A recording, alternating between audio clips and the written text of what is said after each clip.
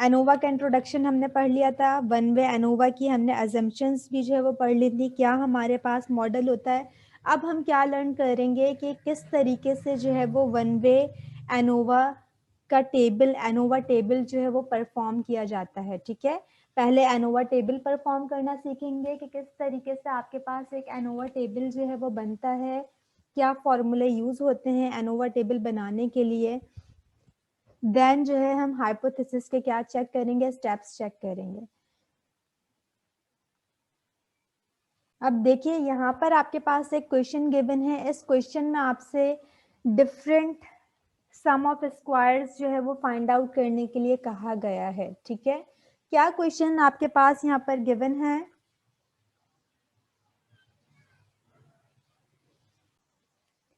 The times required by 3 workers to perform an assembly line tasks were recorded on 5 randomly selected occasions by a quality control engineer. Here are the times to the nearest minute. ठीक है, time required by 3 workers to perform an assembly line task, कि कितना time जो है वो 3 workers को require हुआ, कितना टाइम लगा एक टास्क को कंप्लीट करने के लिए। ठीक है, तो वो जो है एक क्वालिटी कंट्रोल इंजीनियर ने क्या किए, 5 रैंडमली सिलेक्टेड ओकेजन्स लिए। ठीक है, और क्या किया, उनके टाइम को जो है वो रिकॉर्ड किया और ऑब्जर्वेशंस यहाँ पर डाटा सेट में दे दी। ठीक है, तो वो 3 वर्कर्स कौन थे यहाँ पर, अली, जहीर एंड इर्तजा। अली की ऑब्जर्वेशंस नोट की गई, डिफरेंट ओकेजन्स में जो उसने टास्क को कंप्लीट किया। 5 रैंडमली सिलेक्टेड ओकेजन ले लिए थे उस क्वालिटी कंट्रोल इंजीनियर ने, जहां पर उसने क्या किया, उनके टास्क की टाइमिंग नोट की कि कितने टाइम्स में जो है वो क्या कर रहे हैं, वो टास्क कंप्लीट कर रहे हैं। ठीक है, अब देखिए यहाँ पर आपके पास कितनी ऑब्जर्वेशंस मौजूद हैं, यहाँ पर आपके पास 5 ऑब्जर्वेशंस मौजूद हैं, यहाँ पर भी 5 ऑब्जर्वेशंस मौजूद हैं, और यहाँ पर भी आपके पास क्या मौजूद है, 5 ऑब्जर्वेशंस मौजूद हैं। आपसे क्वेश्चन में क्या फाइंड आउट करने के लिए कहा जा रहा है, आपसे क्वेश्चन में फाइंड आउट करने के लिए कहा जा रहा है कि कंप्यूट करें आप क्या, SSTR। SSTR हमारे पास क्या है, ट्रीटमेंट सम ऑफ स्क्वायर। ठीक है, ट्रीटमेंट सम ऑफ स्क्वायर मतलब कि हम वेरिएशन, जो सैंपल हमें गिवन है, जो सैंपल हमें गिवन है, इन सैंपल, डिफरेंट सैंपल्स के बिटवीन क्या वेरिएशंस आ रही हैं, हम इसको कैलकुलेट करेंगे। ठीक है, देन आपसे क्या कहा जा रहा है कि आप क्या फाइंड आउट करें, SSE फाइंड आउट करें। SSE हमारे पास क्या है, error sum of square. Error sum of square आपके पास क्या है कि विद इन ट्रीटमेंट्स क्या चेंजेस आ रहे हैं, उसको हम क्या करेंगे, कैलकुलेट करेंगे। देन एंड SST आपने फाइंड आउट करना है। SST आपके पास किसको शो कर रहा है, total sum of square. Second part में आपसे क्या कहा गया है, verify that the one way ANOVA identify holds. अभी आज जो हम फर्स्ट क्वेश्चन कर रहे हैं वो हम क्या कर रहे हैं, वन वे एनोवा टेबल बनाना सीख रहे हैं। ठीक है, अभी टेस्टिंग के मैं कंप्लीट स्टेप्स मेंशन नहीं कर रही, ना ही मैं करवा रही हूँ, ना ही यहाँ पर कुछ आपसे टेस्टिंग करने के लिए कहा जा रहा है। यहाँ पर आपसे क्या कहा जा रहा है कि एनोवा टेबल परफॉर्म करें। ठीक है, तो एनोवा टेबल परफॉर्म करने के लिए जो डिफरेंट फाइंडिंग्स हमने करनी होंगी वो हम क्या करेंगे, फाइंड आउट करेंगे। देन थर्ड पार्ट में आपसे कहा जा रहा है डिटरमाइन MSTR। MSTR आपके पास किसको शो कर रहा है, ट्रीटमेंट का मीन स्क्वायर, और MSE आपके पास किसको शो कर रहा है, एरर मीन स्क्वायर। जब ये तमाम चीजें फाइंड आउट हो जाएंगी तब हम क्या फाइंड आउट करेंगे, बनाएंगे, एनोवा टेबल बनाएंगे। अब देखिए, एनोवा टेबल बनाने के लिए हमें किस किस की जरूरत पड़ती है, SSTR की, SST की, SSE की, इन तमाम ऑब्जर्वेशंस को फाइंड आउट करने की जरूरत पड़ती है। क्या मैंने आपको बताया था, जब भी आपसे कहा जाए क्वेश्चन में कि आपने एनोवा टेबल परफॉर्म करना है, सबसे पहले तो आप अपने पास ये इक्वेशन लिख लो। क्या, क्योंकि एनोवा टेबल क्या काम करता है, आपके डाटा सेट की टोटल वेरिएशन को डिवाइड कर देता है 2 कंपोनेंट्स में। वो 2 कंपोनेंट्स आपके पास क्या होते हैं, SSTR, और एक कंपोनेंट आपके पास क्या होता है, SSE। SSTR आपके पास किसको शो कर रहा होता है? वेरिएशन बिटवीन ट्रीटमेंट्स के, इन सैंपल्स के बिटवीन क्या वेरिएशन आ रही है, इन ट्रीटमेंट्स के बिटवीन क्या चेंजेस आ रहे हैं, ठीक है। और SSC क्या शो कर रहा होता है कि विद इन सैंपल्स क्या चेंजेस आ रहे हैं, एक सैंपल के अंदर ही क्या चेंजेस आ रही हैं ऑब्जर्वेशंस में, उसको कैलकुलेट करके बताता है। तो जब भी हम एक एनोवा टेबल बनाना होता है, कोई एनोवा टेबल परफॉर्म करना होता है, तो आपने SSTR, SSE और SST ये तीनों चीजें फाइंड आउट करनी होती हैं, ठीक है। जब आप ये फाइंड आउट कर लेते हो तो फिर आप MSTR, MSE भी फाइंड आउट कर सकते हो, और आप फिर F रेशो फाइंड आउट करते हो, जिसकी बेसिस पर हम कंक्लूड करते हैं कि हमें अपना नल हाइपोथेसिस एक्सेप्ट करना है या रिजेक्ट करना है, ठीक है। अब देखिए SSTR यानी कि सम स्क्वायर ऑफ ट्रीटमेंट का आपके पास फॉर्मूला क्या लिखा हुआ है? Summation TI dot square over N minus correction factor, ठीक है। करेक्शन फैक्टर बेटा आपके पास क्या होता है कि जो मिस्टेक्स होने के चांसेस हों, जो फैक्टर्स हों करेक्शन के, उसको हम क्या करवा देते हैं? सब्ट्रैक्ट करवा देते हैं, ठीक है। तो करेक्शन फैक्टर का फॉर्मूला आपके पास क्या होता है? ग्रैंड टोटल का स्क्वायर करते हैं और डिवाइड करवा देते हैं किससे? एन के से। ग्रैंड टोटल को आप खाली जी लिख दो, इट शोज दैट कि किसको शो कर रहा है? जी ग्रैंड टोटल को शो कर रहा है। क्या फॉर्मूला आपके पास बेटा यहाँ पर लिखा हुआ है? Summation TI dot square over n, ठीक है। समीशन TI डॉट स्क्वायर मतलब आयत सैंपल का टोटल। TI डॉट मैंने प्रीवियस लेक्चर में बताया था क्या है? आयत सैंपल का total. T1 dot, T2 dot, second treatment का टोटल, थर्ड सैंपल का टोटल। मैं सैंपल बोलूं या ट्रीटमेंट बोलूं, सैंपल भी बोल सकती हूँ और ट्रीटमेंट भी बोल सकती हूँ, ठीक है। तो यहाँ पर हम वर्ड यूज क्या कर रहे हैं? ट्रीटमेंट यूज कर रहे हैं कि ये हमारे पास डिफरेंट ट्रीटमेंट्स गिवन है, डिफरेंट ट्रीटमेंट्स में डिफरेंट ऑब्जर्वेशंस हमारे पास गिवन है।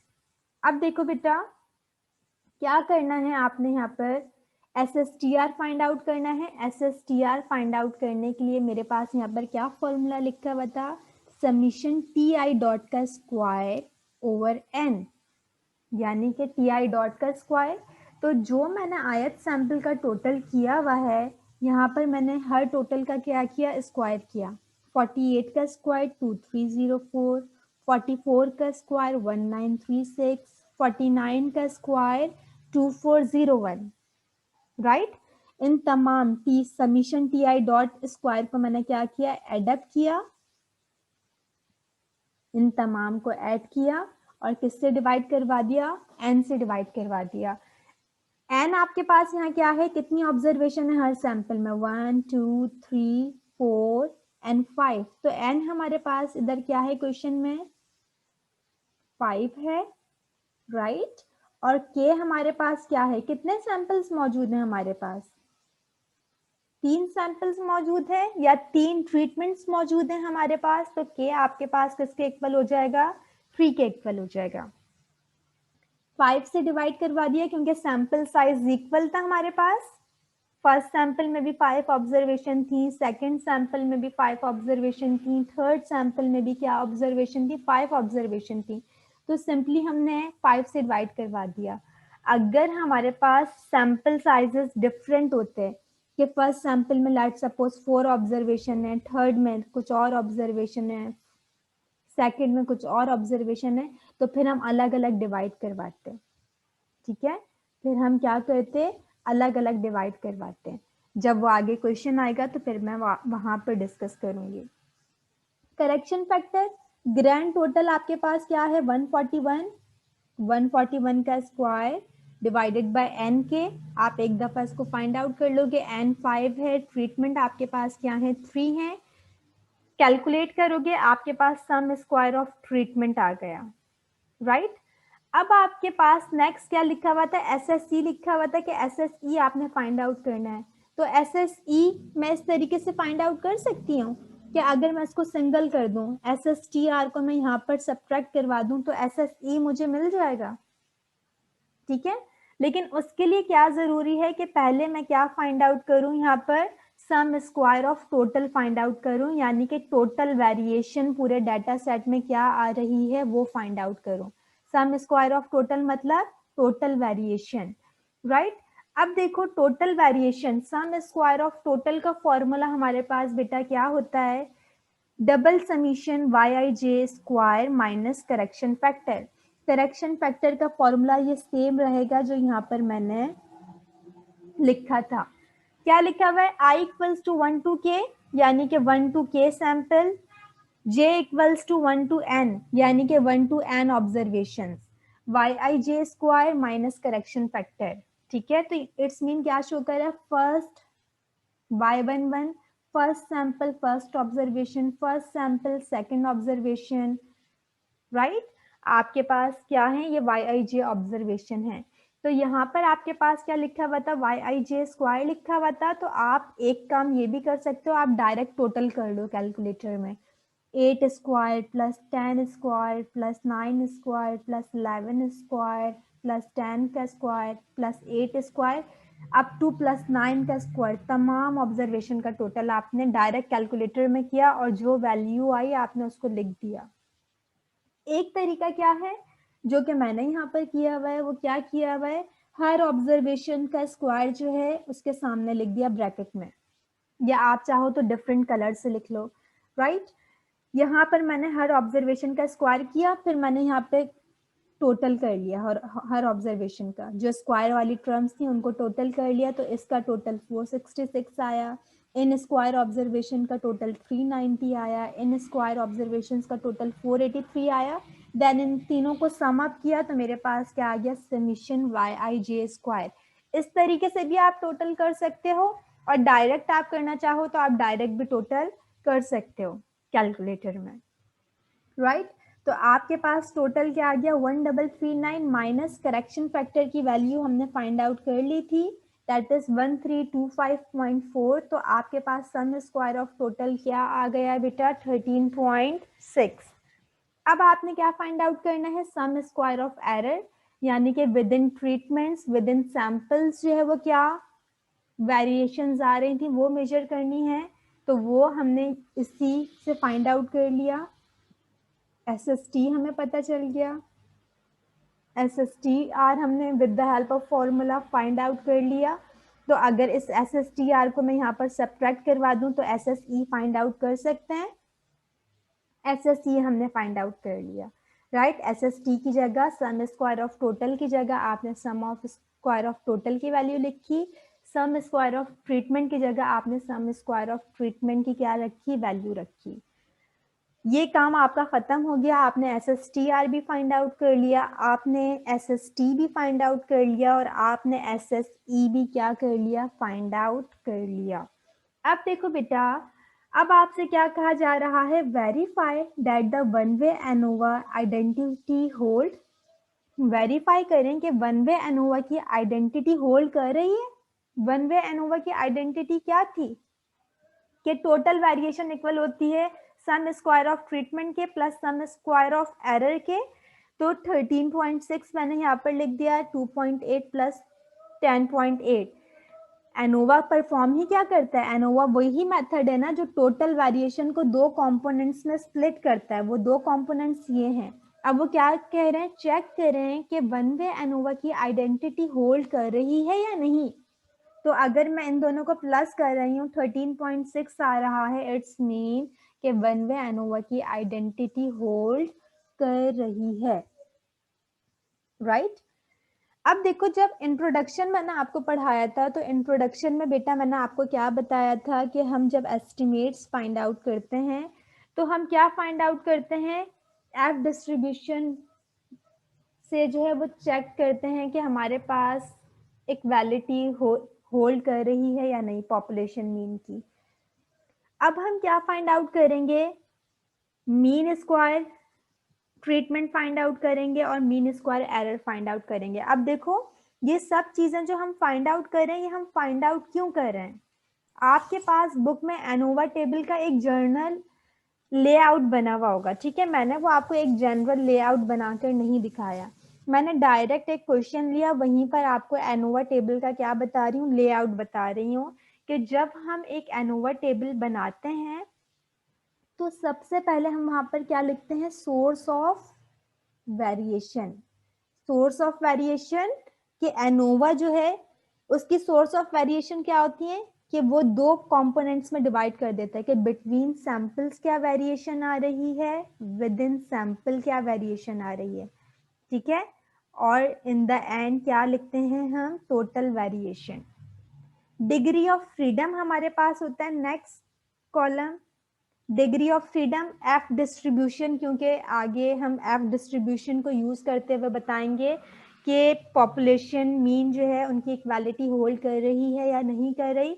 तो एफ डिस्ट्रीब्यूशन में हमारे पास दो डिग्री ऑफ फ्रीडम होता है। तो फर्स्ट डिग्री ऑफ फ्रीडम हमारे पास किसके इक्वल होता है, k माइनस 1 के इक्वल होता है। फर्स्ट डिग्री ऑफ फ्रीडम हमारे पास किसके इक्वल होता है, k माइनस 1 के इक्वल होता है। और सेकेंड डिग्री ऑफ फ्रीडम हमारे पास किसके इक्वल होता है, k इंटू एन माइनस 1 के इक्वल होता है। सम ऑफ स्क्वायर, ये एसओएस किसको शो कर रहा है, सम ऑफ स्क्वायर को शो कर रहा है, ठीक है। तो सम ऑफ स्क्वायर में हमें क्या लिखना होता है, बिटवीन सैंपल जो हम वेरिएशन चेक करते हैं वो कौन फाइंड आउट करके देता है, SSTR। तो यहाँ पर हम SSTR की वैल्यू लिख देते हैं, ठीक है। विद इन सैंपल्स जो हमें मेजर करके देता है वेरिएशन, वो कौन फाइंड आउट करके देता है, SSE फाइंड आउट करके देता है। तो यहाँ पर हम SSE फाइंड आउट करते हैं। और टोटल लिखा हुआ है तो टोटल किससे शो होता है, SST, ठीक है। ये आपके पास m.s जो लिखा हुआ है किसको शो कर रहा है, मीन स्क्वायर को, राइट। तो ms किसको शो करता है, मीन स्क्वायर को। मीन स्क्वायर कुछ नहीं है, सिंपली जब आपके पास मीन स्क्वायर लिखा हुआ है तो बिटवीन सैंपल मीन स्क्वायर क्या हो जाएगा, MSTR। विद इन सैंपल हमारे पास क्या हो जाएगा, MSE। यहाँ पर सैंपल्स लिखा हुआ है, अगर आप चाहो तो आप सैंपल्स की जगह क्या लिख सकते हो, ट्रीटमेंट्स भी लिख सकते हो। ट्रीटमेंट्स लिख दो तो ज़्यादा अच्छी बात है, उससे आपको ना याद रहेगा कि यहाँ पर बिटवीन ट्रीटमेंट्स की जब वेरिएशन की बात हो रही है तो इट्स मीन कि आप सम ऑफ स्क्वायर में SSTR की वैल्यू लिखोगे और मीन स्क्वायर में आप MSTR की वैल्यू लिखोगे, ठीक है। इसी तरह यहाँ पर भी विद इन ट्रीटमेंट्स भी आप लिख सकते हो, जिसमें आपको आसानी हो या जिससे आपको लगता है कि भाई याद रहेगा आपको, आप वो लिख दो। डजेंट मैटर, आप दोनों तरीकों से लिख सकते हो। विद इन ट्रीटमेंट यानी कि SSE और यहाँ पर आ जाएगा MSE, राइट। अब देखो MSTR किस तरीके से फाइंड आउट करते हैं बेटा, मीन स्क्वायर ऑफ ट्रीटमेंट हम किस तरीके से फाइंड आउट करते हैं, सम स्क्वायर ऑफ ट्रीटमेंट यानी कि SSTR को हम किससे डिवाइड करवा देते हैं, फर्स्ट डिग्री ऑफ फ्रीडम से, right. First degree of freedom आपके पास किसके इक्वल होता है, k माइनस 1 यानी कि नंबर ऑफ ट्रीटमेंट्स माइनस 1। कितनी ट्रीटमेंट्स थी क्वेश्चन में, 3 ट्रीटमेंट्स थी, ठीक है। k माइनस 1 आपके पास क्या हो जाएगा, 2 हो जाएगा। आपके पास MSTR फाइंड आउट आपने कर लिया, MSE आपने फाइंड आउट करना है तो उसका फॉर्मूला क्या है, SSE divided by k into n minus 1, ठीक है। तो SSE आपने फाइंड आउट किया हुआ है, SSE की वैल्यू लिखी है आपने, k आपके पास 3 है, n आपके पास क्या था, सैंपल साइज, सैंपल साइज आपके पास 5 था तो 5 माइनस 1 आपके पास 4 हो जाएगा। आपके पास यहाँ पर MSE की वैल्यू आएगी, ठीक है। F रेशो, ठीक है। तो F रेशो हम किस तरीके से फाइंड आउट करवाते हैं, मीन स्क्वायर फ्रॉम को, मीन स्क्वायर ऑफ ट्रीटमेंट को डिवाइड करवा देते हैं, मीन स्क्वायर ऑफ एरर से हम यहाँ पर क्या करवा देते हैं, डिवाइड करवा देते हैं। तो हमारे पास क्या फाइंड आउट हो जाता है, एफ रेशियो फाइंड आउट हो जाता है, ठीक है। एफ रेशियो की बेस पर ही हम कंक्लूड करते हैं कि हमें नल हाइपोथेसिस हमारा कहाँ फॉल कर रहा है, एक्सेप्टेंस रीजन में फॉल कर रहा है या रिजेक्शन रीजन में फॉल कर रहा है। कि हमारे पास ये जो एफ रेशियो हमने फाइंड आउट किया है ये बेसिकली हमारे पास एफ कैलकुलेटेड वैल्यू होती है, जिसको हम चेक करते हैं कि ये एक्सेप्टेंस रीजन में लाई कर रही है या फिर रिजेक्शन रीजन में लाई कर रही है। देन उसकी बेसिस पर हम क्या करते हैं, कंक्लूड करते हैं, ठीक है। तो इस तरीके से एक एनोवा टेबल जो है वो परफॉर्म किया जाता है। आपके पास फर्स्ट कॉलम होता है सोर्सेस ऑफ वेरिएशन, सेकंड आपके पास होता है डिग्री ऑफ फ्रीडम, थर्ड आपके पास होता है sum of square, then mean square, then F ratio. ANOVA table perform करना आ गया। जब आप एनालिसिस ऑफ वेरिएंस परफॉर्म कर रहे होते हो तो मेन सबसे बात यही कि आपको एनोवा टेबल बनाना आना चाहिए। बाकी टेस्टिंग स्टेप्स तो null hypothesis, level of significance, ऐसे स्टैटिस्टिक बताना वो कोई मुश्किल बात नहीं है, वो आपको आता है। क्रिटिकल रीजन भी बनाना आता है, कंक्लूजन भी देना आपको आता है। मेन स्टेप जो हमारे पास था वो फोर्थ स्टेप होता है, दैट इज कंप्यूटेशन, जिसमें हमें हर एनोवा के क्वेश्चन में हमें एनोवा टेबल बनाना होगा, राइट। और एनोवा टेबल बनाने के लिए अभी वन वे क्लासिफिकेशन कर रहे हैं, तो हमें क्या क्या फाइंडिंग करनी पड़ी, S S T, S S T R, S S E, ये तमाम चीजें हमने फाइंड आउट कर ली। S S T R, S S E हमारे पास आ जाएगा तो मीन स्क्वायर फाइंड आउट करना कोई मुश्किल बात नहीं है। ट्रीटमेंट को, सम स्क्वायर ऑफ ट्रीटमेंट को हम फर्स्ट डिग्री ऑफ फ्रीडम से डिवाइड करवा देंगे। इसी तरह यहाँ पर एस एस ई को डिवाइड करवा देंगे इसके डिग्री ऑफ फ्रीडम से, ठीक है। और एफ रेशियो में हम इन दोनों टर्म्स को डिवाइड करवा देंगे, तो आपके पास क्या बन जाएगा, एक एनोवा टेबल जो है वो परफॉर्म हो जाएगा।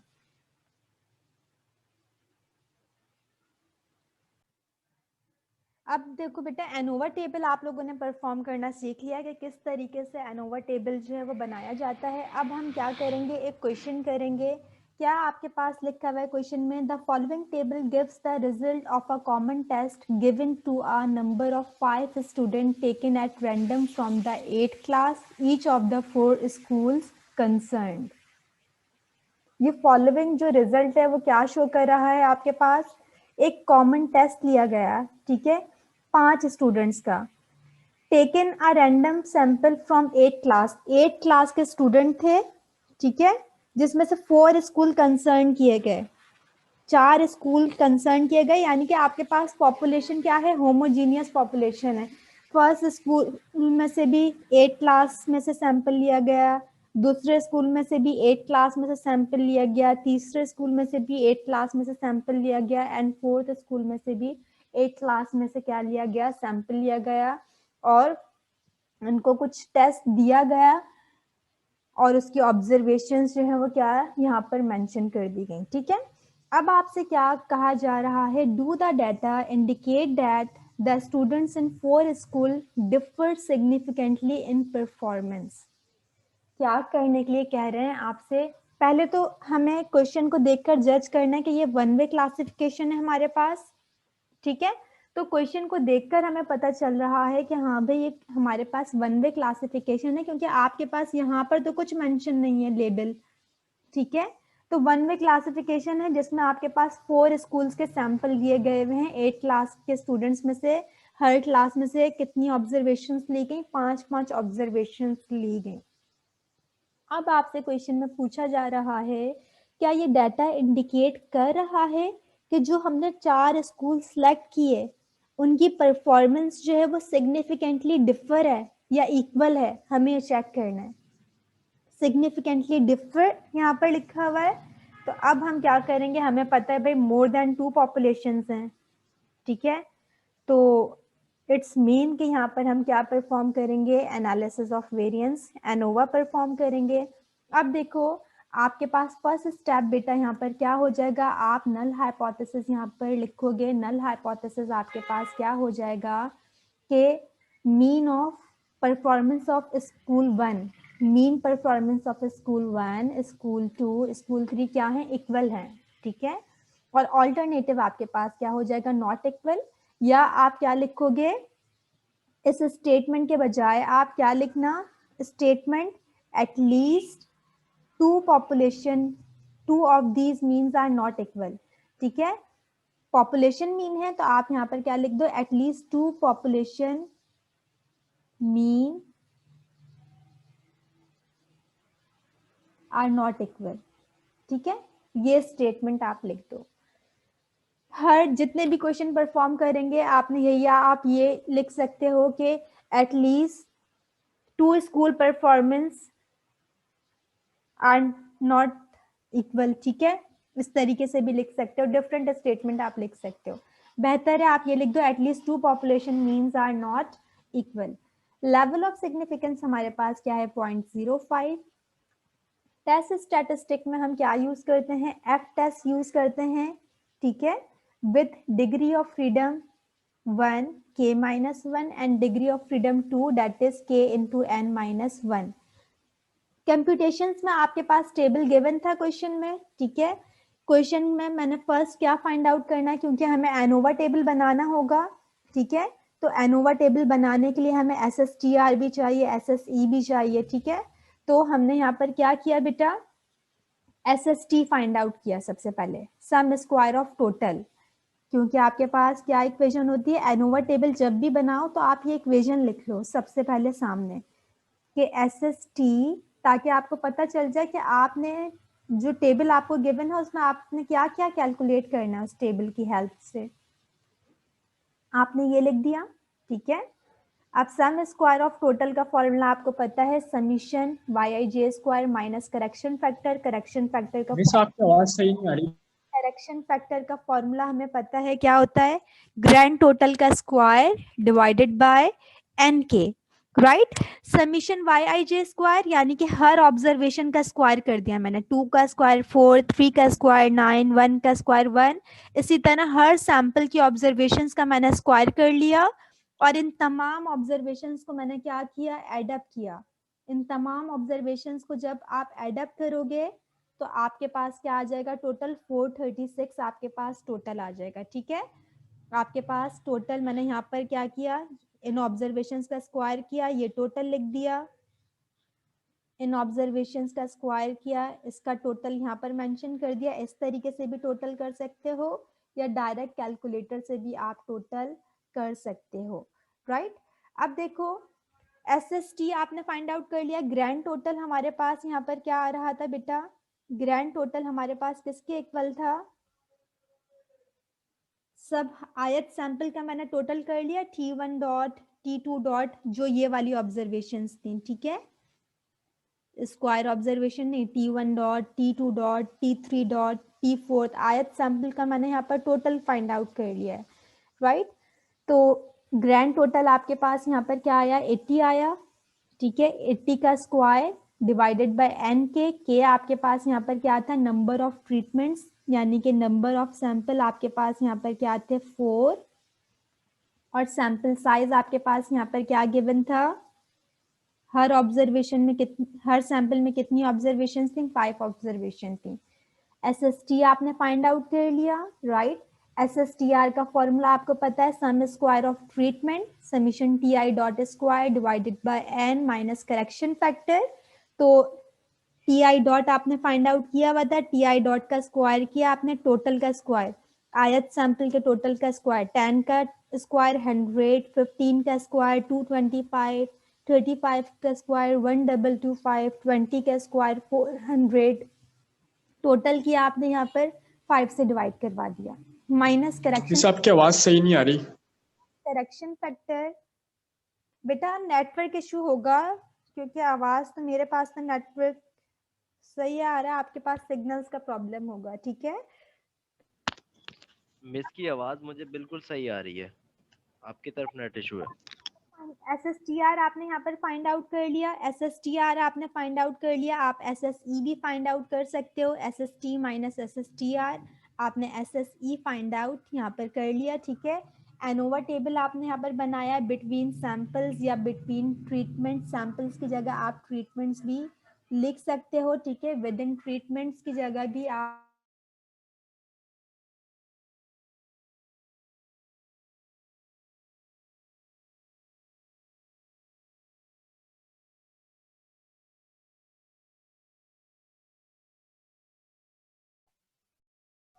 डिग्री ऑफ फ्रीडम 1 किसके इक्वल है आपके पास, k-1। ये तमाम चीज़ें आपने जिस तरीके से एनोवा टेबल परफॉर्म करना बताया था, सब चीज़ें आपने फाइंड आउट कर ली, राइट।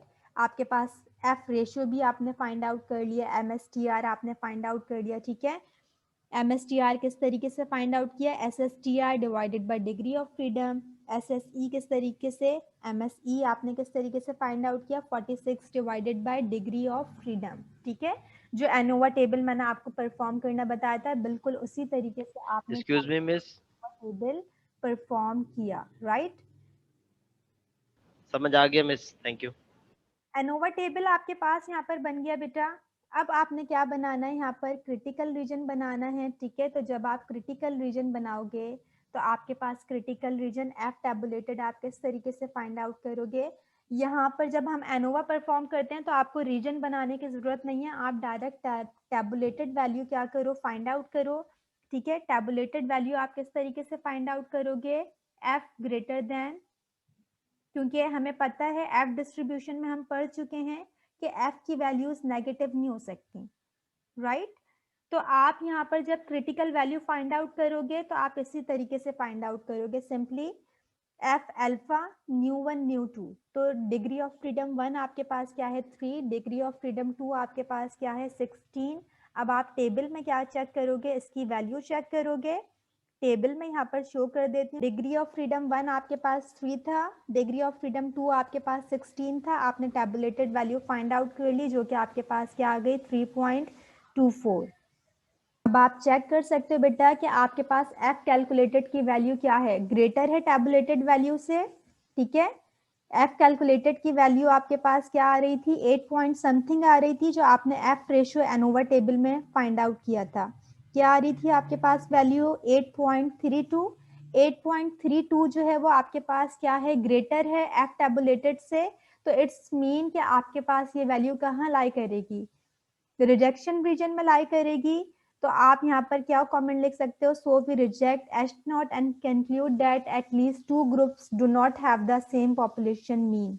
या आप क्या लिख सकते हो, since F calculated falls in critical region so we reject our null hypothesis and conclude that the 4 groups of school, यहाँ पर स्कूल लिख लेना, 4 group of school do not have the same performance, ठीक है।